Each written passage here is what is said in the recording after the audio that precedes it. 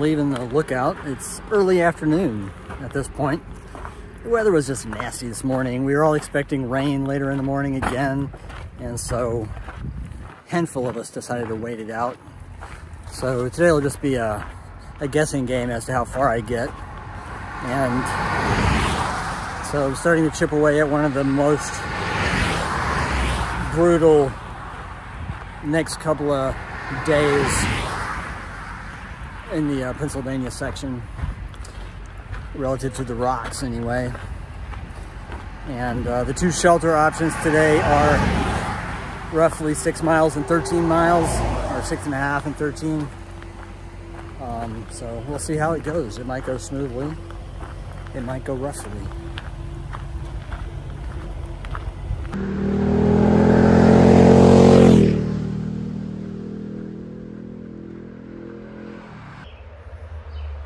There's the highway behind me as I disappear back into the woods. Oh, it's day 124, by the way. Good grief. Trail maintenance. Am I on trail? Also, the middle of the day heat is burning off all the moisture absorbed from last night's rain, so the mugginess is through the roof. The trail right here. The GPS on this app is showing me slightly off trail. So rather than backtracking through that car wash tunnel I just came through, I'm gonna bushwhack perpendicular till I find the trail. I think that's relatively safe. It's not like I can't find my way back to the highway. I'll be able to hear it for at least the next half mile.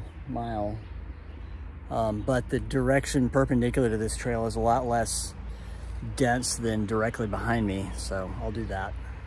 I'll let you know how it goes. Snake. It's little. It's just like 18 inches long, if that.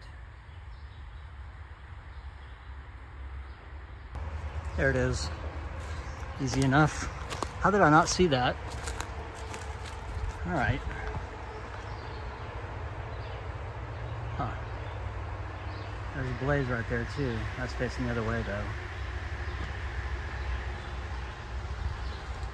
Good grief. Couldn't have more blazes.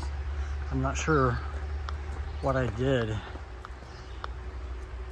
wrong back there.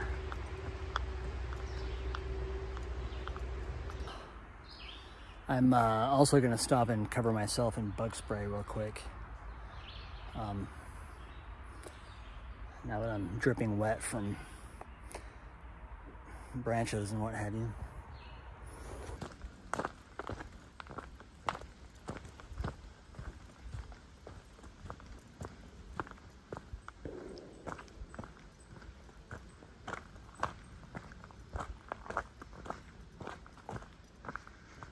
Also, I'm kind of surprised, just comparing the Deep South to what is kind of the Steel Belt North, that the firing ranges operating any given day of the week is much more prominent here than it was in the South.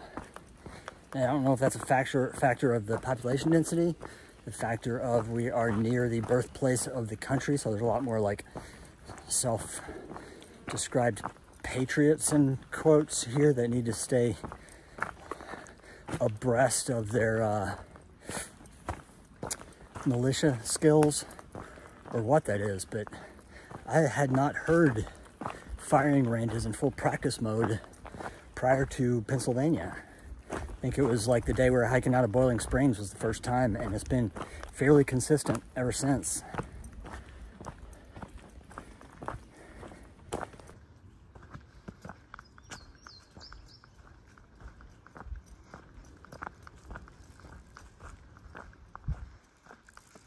little bit of one that way too.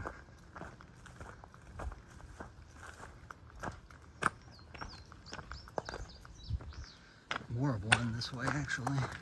Wow.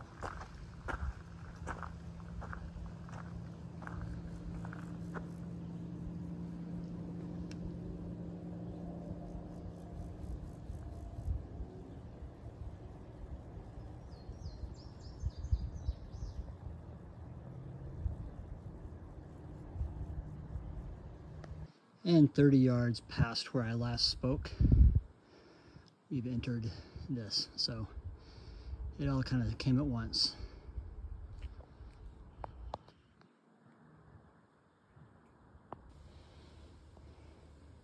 So one added feature of why I waited so late in the day is that the rocks are largely still moist from yesterday's rain, and therefore more slipperier.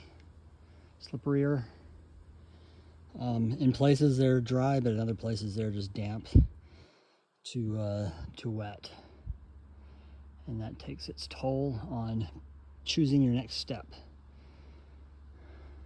Let me go that way.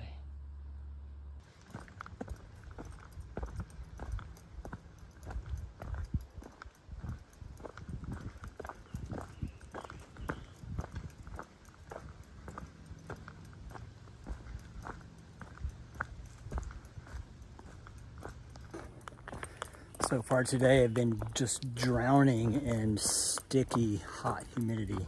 It's only like low 80s, 80 degrees, but the humidity level is so high that it's just been stifling. Until you walk around the corner and get hit with a little bit of a breeze, and then it's like heavenly. But, oh, I just round the next corner and get hit with this. So, another break from the comfortable rocky path to a little boulder field here. All right, I'm coming up on what looks like a wall, because I'm approaching it from underneath. Wall of boulders, boulder piles, which on the map says knife's edge. So I think I'm going to come out above the tree line there in just a little bit. I need to take a break.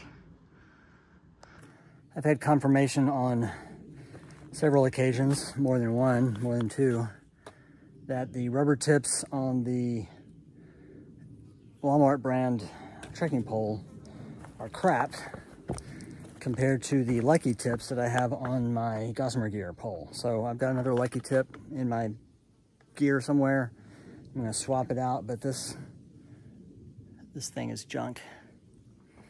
I had a potentially severe fall where my pole slipped off a rock I was using for support, which caused me to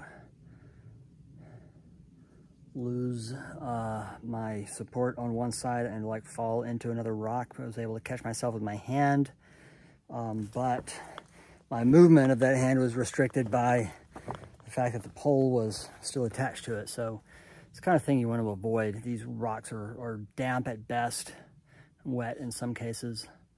But I'm going to take a little break here at the foot of, what did I say it was called? Knife's Edge. And have a snack and fix my pole and drink some water. Well, I just felt a raindrop, and so I looked on the radar, and there is a little thunder cell. It's about to blow over this spot. It may just miss us, or it may take a few minutes, but I'm going to put my pack cover on and kind of wait it out before I climb up on that ridge called Knife's Edge and be exposed. I'll at least wait till the rain blows over. But now all the rock's going to be wet again, so.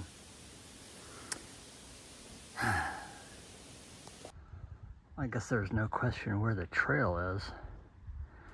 There's a couple of blazes there.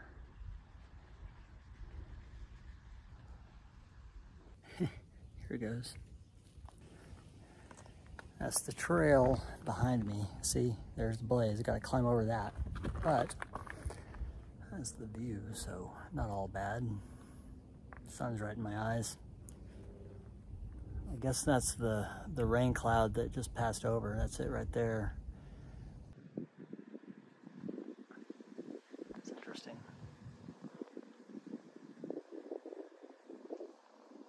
Ta-da! Done with that part.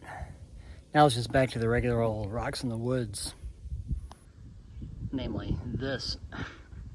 Oh look, at least 3 more blazes in this shot, lest we get lost.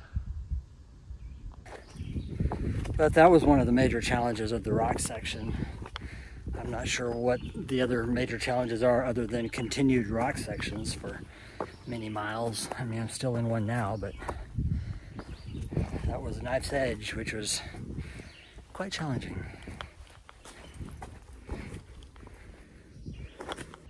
Here we are now.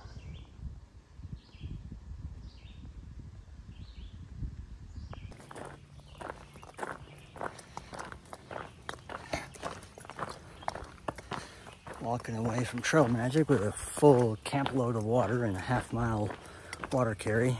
I'm hoping that'll be better than climbing down to the bottom of the ravine with to retrieve water and then have to hike back up with it. So that's cool. That was Dave and the dog, whose name I didn't get. And setting up some trail magic in the late afternoon. Look at that.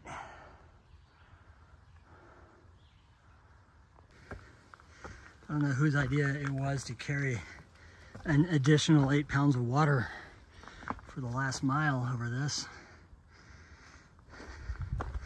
Maybe it's like putting cement bags in your pickup truck to get better traction in the snow or something, or mud.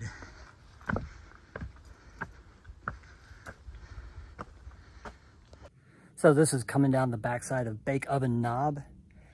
If I had known about this or what to expect, I would give serious second thoughts to doing a water carry over this. For some reason, you made it sound like it was an easy 0.5 to the shelter, but it's a hard 0.9, and it's significantly more slippery on these rocks than anything I've seen so far today. I've almost bit it twice. Whew.